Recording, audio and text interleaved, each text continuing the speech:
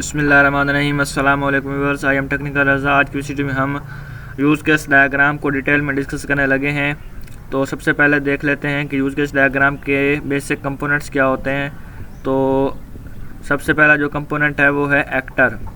Actor क्या होता है? कोई भी जो हमारे सिस्टम में इंटरेक्ट कर रहा है, कोई भी वो आदमी हो सकता है। फॉर एग्जांपल कस्टमर है, मैनेजर है, हमारा एचओडी है, या इस तरह का कोई भी बंदा जो उसके साथ इंटरेक्ट कर रहा हो, या कोई सिस्टम जो हमारा बाहर से उसके साथ इंटरेक्ट कर रहा हो, तो उसको हम एक्टर कहते हैं। इसके अलावा एक जो यूज़ केस डायग्राम का जो मेन पार्ट है वो है यूज़ केस। तो ये जो एक ओवल सा बना हुआ है इसको हम यूज़ केस कहते हैं, और इसमें हम ऐसी चीज़ को लिखते हैं कि जो हमारे सिस्टम की फंक्शनैलिटी होती है। फॉर एग्जांपल विथड्रा कैश जो है ये एक फंक्शनैलिटी है। इसी तरह अपडेट अकाउंट ये भी एक फंक्शनैलिटी है।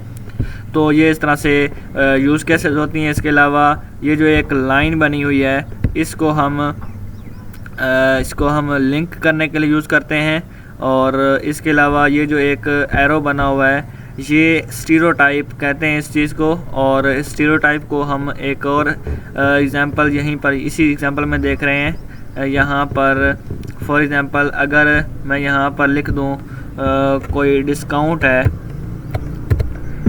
यहाँ पर डिस्काउंट, और यहाँ पर इसको कर देंगे हम एक्सक्लूड,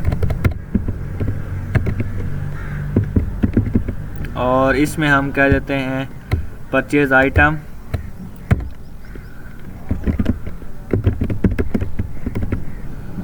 तो आप देख सकते हैं कि कस्टमर फॉर ये एक बैंक का सिस्टम है, और इसके अलावा ये जो है ये एक हमारे शॉप का सिस्टम है।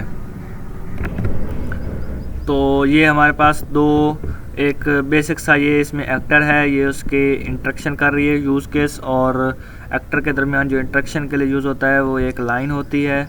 ये हो गई। और अब इसको हम एक्सप्लेन करते हैं कि ये जो स्टीरियोटाइप हमने लगाई है नोटेशन, ये किस लिए यूज़ होती है। तो ये हमारे पास होती है कंपल्सरी, इंक्लूड, और जो एक्सक्लूड है वो ये हमारे पास होती है ऑप्शनल के लिए। तो आप देख सकते हैं कि जब कोई विदड्रा करता है कैश को तो उसका अकाउंट ऑटोमेटिकली अपडेट होता है। तो ये एक कंपल्सरी चीज़ है। और जो हमारे पास ये एक शॉप का सिस्टम है उसमें जब कोई परचेज़ करता है आइटम तो ये कंपल्सरी नहीं है कि उसको डिस्काउंट दिया जाए, लेकिन ये ऑप्शनल है कि उसको जो शॉपकीपर है वो उसको डिस्काउंट दे दे। तो इससे आई होप कि आपको स्टीरियोटाइप का समझ आ गया होगा। अब इससे नेक्स्ट मूव करते हैं। इसके अलावा एक और हमारे पास होता है साइन, या इसको हम कंपोनेंट या पार्ट कह सकते हैं। ये एक हमारे पास जनरलाइजेशन के लिए यूज़ होता है। तो इसमें थोड़ा सा कॉन्सेप्ट इनहेरिटेंस कहा जाता है। इनहेरिटेंस किसे कहते हैं? मैंने ऑब्जेक्ट ओरिएंटेड प्रोग्रामिंग के एक ट्यूटोरियल में इस चीज़ को पहले काफ़ी एक्सप्लेनेशन के साथ बताया हुआ है। तो इधर भी थोड़ा सा मज़ीद इसको एक्सप्लेन कर देता हूँ कि हमारे पास एक सब क्लास होती है और सब और क्लासेस होती हैं। फॉर एग्जांपल यहाँ पर एक कस्टमर क्लास है, और जो हमारे पास प्रीमियम और रेगुलर ये उसकी टाइप्स हैं। आप इसको मज़ीद इसको सिंपल तरीके में ये समझ सकते हैं कि पर्सन जो है वो एक क्लास हो सकती है, और उसके आगे उसकी सब क्लासेस हो सकती हैं, स्टूडेंट और टीचर, क्योंकि वो दोनों भी पर्सन ही होते हैं। इसी तरह जब कि कस्टमर है तो इसके आगे रेगुलर और प्रीमियम दोनों इसके कस्टमर हो सकते हैं, ये उसकी टाइप्स हो सकते हैं। तो इसको जनरलाइज करने के लिए हमने ये एक साइन यूज़ करते हैं। तो ये इनहेरिट कर रहे हैं कस्टमर से, तो ये इसमें एक साइन यूज़ होता है। और इसके अलावा ये आप देख सकते हैं ये एक यूज़ केस है, और ये एक साइन है जो कि इनको इंटरेक्शन करा रहा है यूज़ केस और एक्टर के दरमियान। तो अब इससे नेक्स्ट मूव करते हैं। यहाँ पर आप देख सकते हैं कि कौन कौन से स्टेप्स हमने लेने होते हैं यूज़ केस डायग्राम बनाने के लिए। तो सबसे पहला जो स्टेप है वो ये है कि हम आइडेंटिफाई करेंगे बिजनेस एक्टर्स को। बिजनेस एक्टर्स क्या हो सकते हैं? बिजनेस एक्टर्स यही होते हैं कि जो कि हम अपने सॉफ्टवेयर सिस्टम में हम जिनको इंटरेक्शन करवा रहे होते हैं, जो भी लोग उसके साथ अटैच होंगे, जो भी उससे वर्क लेंगे या उस पर वर्क करेंगे, तो उसको हम उसका एक्टर कहते हैं। उसको सबसे पहले आइडेंटिफाई करना होता है, और उसके बाद हमने यूज़ केसेस को आइडेंटिफाई करना होता है। जैसा कि मैंने आपको पहले बताया कि ये हमारे पास यूज़ केसेस होती हैं जो कि उसकी फंक्शनैलिटी को बता रही होते हैं। फॉर एग्जांपल डाउनलोड बुक्स है, या परचेज आइटम है, या हमारे पास विदड्रा कैश है, और ऐसी बहुत सारी यूज़ केसेस होती हैं एक ही सिस्टम में।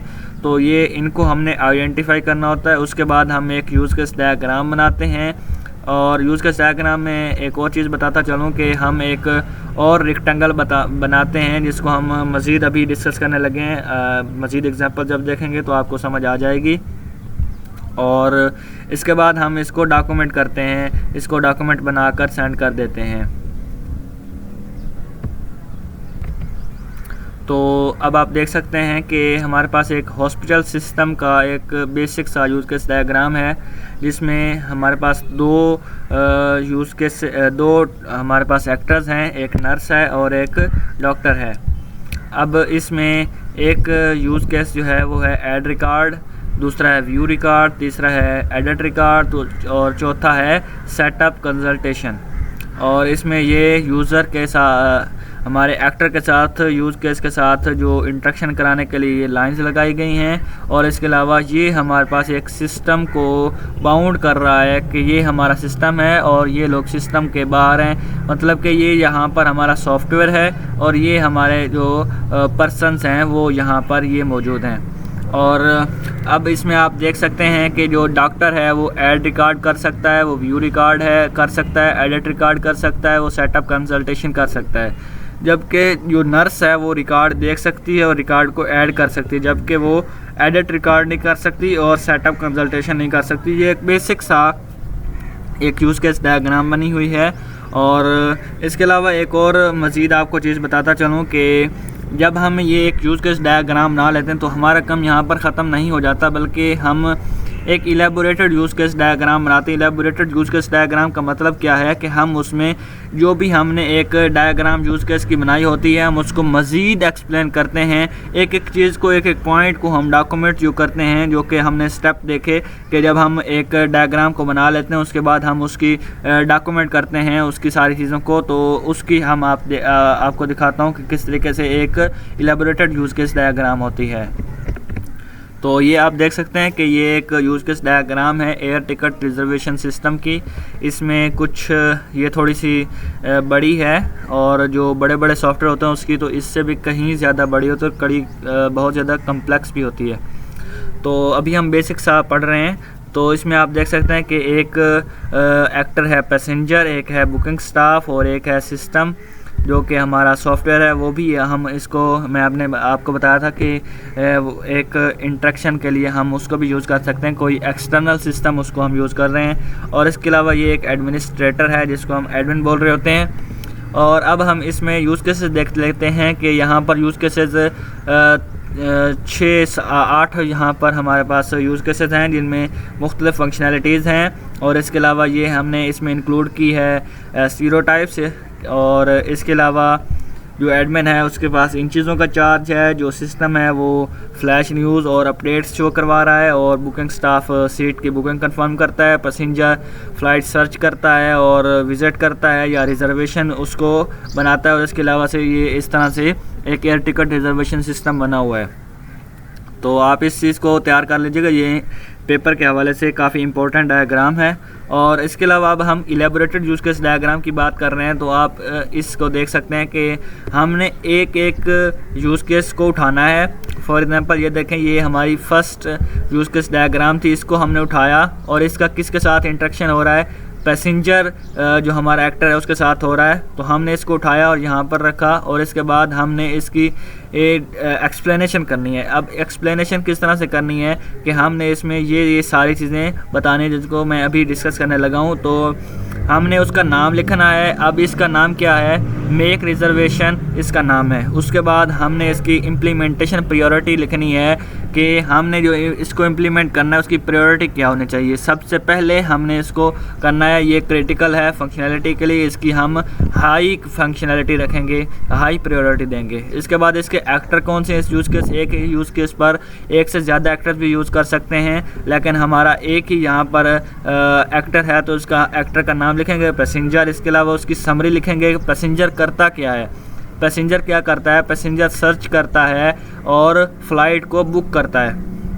अब उसकी प्री कंडीशन क्या है, प्री कंडीशन ये है कि उसने रिज़र्वेशन सिस्टम को देखना है और उसने पेमेंट करनी है। ऑनलाइन जब आप करते हैं तो आपको पेमेंट पहले से करनी होती है। और उसके बाद पोस्ट कंडीशन जो है उसमें यह है कि अगर रिजर्वेशन कंफर्म हो जाए तो उसका एक पैसेंजर को एक मैसेज आएगा या इस तरह से कोई उसको कंफर्मेशन होगा कि उसकी बुकिंग हो गई है। इसके अलावा एक्सटेंड क्या है, अब इसमें एक्सटेंड हमने कोई यूज़ नहीं किया तो हम इसमें क्या लिखेंगे, हमने इसमें कोई एक्सटेंड तो नहीं किया, लेकिन हम कह सकते हैं कि can extend to include additional service, लेकिन हमने अभी बेसिस किया है तो हम इसमें कुछ भी नहीं लिखेंगे। इसके अलावा इसके यूजर्स क्या हैं, यूजर्स क्या हैं कि वो सर्च कर सकता है अपनी फ़्लाइट्स को, डिज़ायर्ड फ़्लाइट्स को सर्च कर सकता है और पैसेंजर इंफॉर्मेशन को एंटर करके वो अपनी बुकिंग को कंफर्म कर सकता है। इसके अलावा नॉर्मल कोर्स ऑफ इवेंट्स क्या हो सकते हैं कि passenger search for available flights, और पैसेंजर सर्च करता है, सिलेक्ट करता है और उसके बाद अपनी इंफॉर्मेशन एंटर करता है और उसके बाद कंफर्म करता है कि उसकी पेमेंट हो गई है।